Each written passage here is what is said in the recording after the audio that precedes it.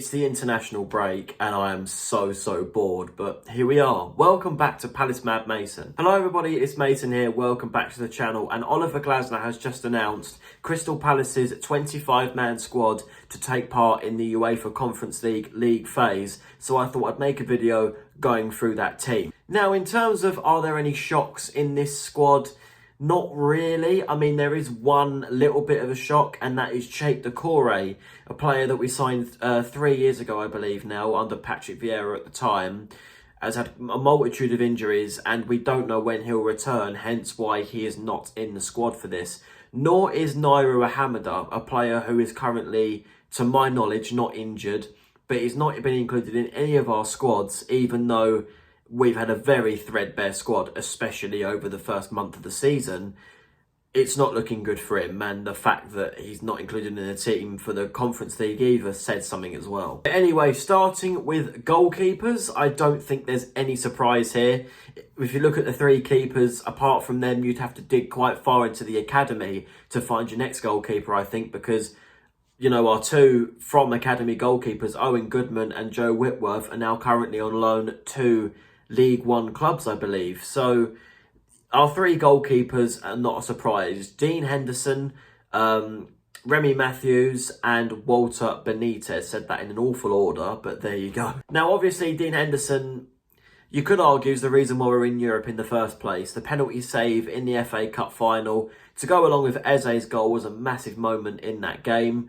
Obviously, Walter Benitez yet to play a professional appearance for Crystal Palace so far in his career for them, but obviously does have a lot of European experience under his belt. And Remy Matthews is a goalkeeper that I think I've seen play for about 5 minutes for this football club on an actual football pitch in the Premier League anyway, and that was in the defeat to Liverpool in December 2023, where he came on for an injured, I think it was Sam Johnson at the time, and conceded a goal. It's not looking good for him, but we need another goalkeeper, so that's who's taking the place. Now, with the defence, you'll have to excuse me because I'm going to have to read this off the laptop because obviously there are quite a few players here.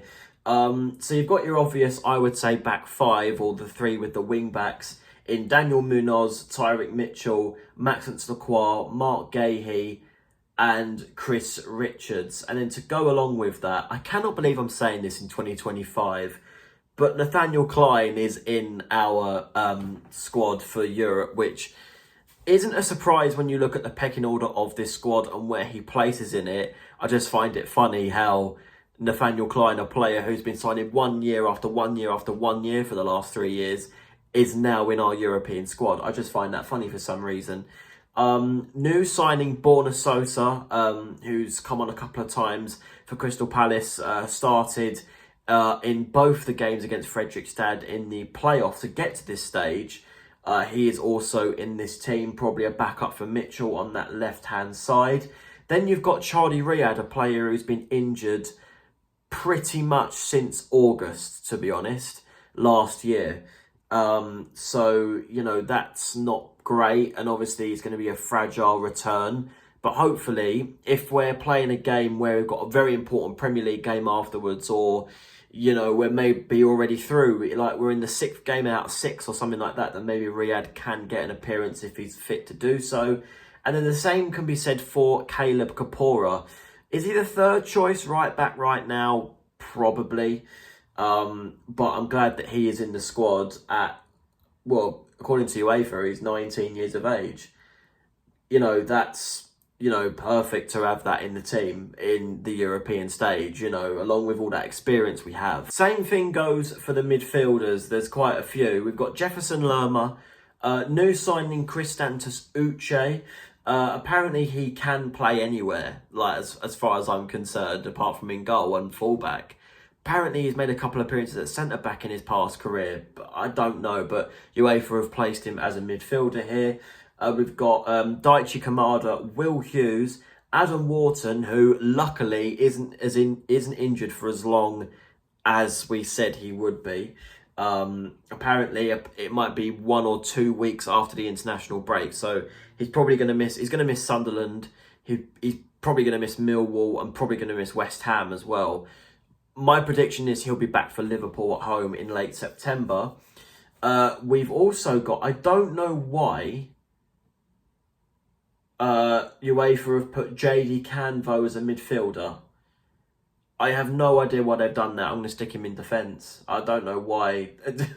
So, yeah, if you guys are watching the first part of the video and you've seen that Canvo's not there, I don't understand that, but he will be there. And then we've got Jezran Raksaki, a player who was linked with a move to both Scottish giants in Celtic and Rangers. Didn't get his move in the end, so he is still in this squad. And I think it's a great opportunity for him. You know, again, a Palace, you know, started in the academy and he's got up at 22 years of age to this European squad. And also Justin Devaney, who I've just seen has scored a goal for Northern Ireland against Luxembourg in their game. So well done to Justin Devaney there. In terms of forwards, as we want to say, and I don't want to get into a rant here again, but not as many forwards as your defenders and midfielders. Only 5 to list here. Ismail Assar, Eddie Nketiah, who hopefully come back from injury very soon. Yeremy Pino, our new signing from Villarreal. Jean-Philippe Mateta, who's the only player who scored a European goal for Crystal Palace so far this season. And Romain Esse. Who would have thought with Romain Esse, you know, signed him in January, he would never have thought in a million years that give it 6 months and he will be in a European squad. Crazy stuff. But yeah, there's the squad. Another very, very weird thing with Canvo being in midfield. He will be in the defence list. So if I don't mention him in that defence part, then you have to bear with me on that one. While I'm here, I thought I might as well discuss the plans on this channel in September, because it's going to be a little bit, let's say, stumped, to be honest. Because for Sunderland at home and Millwall at home, I'm in Miami with a very big uni opportunity. So those 2 games will be reviews, and they may be out quite late, especially the Sunderland game, because I will literally be midway through my flight over there while the game's on. So it will be a very late review on my channel that day. I would have thought so. Millwall may be a little bit earlier in the day, but I appreciate that it'll be a night game here, so I may release that for what would be morning here, but obviously it'll be like 3 o'clock in the morning in America. So yeah, but I am going to West Ham away, because I'm not going to Liverpool at home as well because of work as well. So just to make it up to you guys, I feel like I'll go to West Ham away. So you get an away vlog in September, so it's not just a month of review after review. But anyway, guys, that is the 25-man squad revealed. Hope you enjoyed the video. Like, share, subscribe. I can't believe we're talking about Palace in Europe. Like, still, when am I going to get over this? I don't know. Anyway, I don't know when the next video is going to be. Probably the Sunderland review, because the international break is so boring. Thanks, guys.